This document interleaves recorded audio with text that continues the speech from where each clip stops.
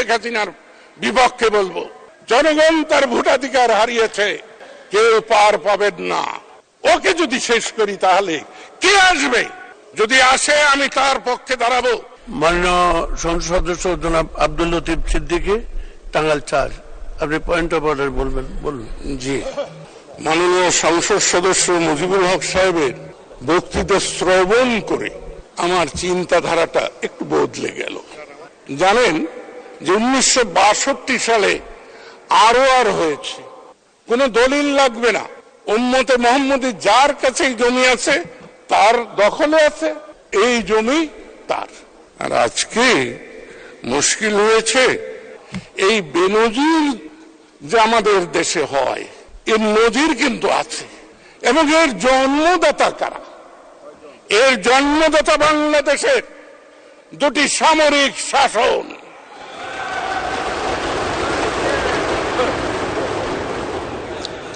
এই অর্থের যে সমস্যা নেই, এ কথাটি বলেছিলেন কে? মেজর জিয়াউর রহমান। তিনি বলেছিলেন মানি ইজ নো প্রবলেম। তো মানি ইজ নো প্রবলেম যেখানে সেনাবাহিনীর প্রধান, পুলিশ বাহিনীর প্রধান, যে দেশটা তো তাদের, কোন দিন আপনারা জনগণকে এই দেশের অধিকার দিয়েছেন? আজকে চিৎকার করার আগে বুকে হাত দিন, সত্য বলতে শিখুন। আজকে আপনারা যেখানে বসেছেন, আপনারা কারা?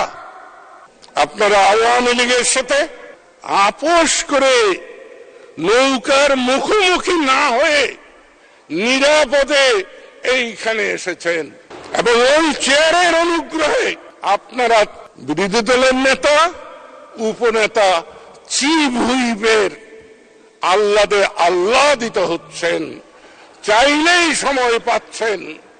আমরা যারা নৌকার মোকাবেলা করে এসেছি তারা কিন্তু কারো অনুগ্রহে আসি নাই। শেখ হাসিনা হস্তক্ষেপ না করলে আমার ট্রাকও খালে পড়ে যেত। সে কাজটি আমার প্রতি অনুগ্রহ নয়, নিজের সম্মান রক্ষার, নিজের অতীত গৌরব রক্ষার জন্য করেছেন। কারণ তিনি জানেন আব্দুল লতিফ সিদ্দিকী কে। তিনি ওই প্রধানমন্ত্রীর চেয়ারে বসে থেকে আমার প্রতি অবিচার হোক, তা যদি উনি সহ্য করতেন তাহলে তিনি আত্মযন্ত্রণায় ভুগতেন।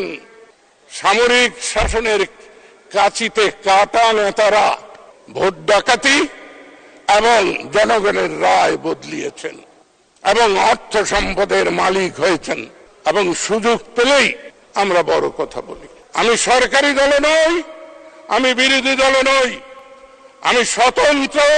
তাই আমার স্বাতন্ত্র থেকে আমি বলছি, যে গাছ যেভাবে বপন করব, যে বীজ যা বপন করব তাই ফল দেবে।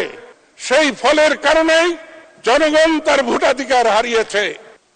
আজকে বেনজিরদের জন্ম হয়েছে।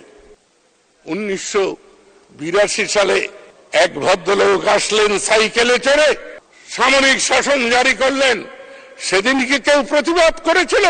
বরঞ্চ মাননীয় সংসদ সদস্য মুজিবুল হক সাহেবদের মতো লোকরা সেদিন ওই শাসনকে স্বাগত জানিয়েছিল।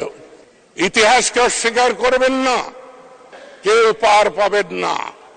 তাই আমি বারবার বলি, নিজের জন্মের ইতিহাস আমরা যেন ভুলে না যাই। আজকে বেনজির, আজিজ, এরাই কি সব? এরকম লক্ষ আজিজ, লক্ষ বেনজির প্রতিটা রন্ধ্রে রন্ধ্রে ঢুকে গিয়েছে। তারাই কি শুধু দুর্নীতি পরায়ণ? আমরা এই সংসদে যারা এসেছি, কে কিভাবে এসেছি? আসুন না আমরা একটু আত্মসমালোচনা করি। আমাদের শেষ বাতিঘর শেখ হাসিনা বাঙালির। ওকে যদি শেষ করি তাহলে কে আসবে বলুন? যদি আসে আমি তার পক্ষে দাঁড়াবো। আমি সেই দিন শেখ হাসিনার বিপক্ষে বলবো।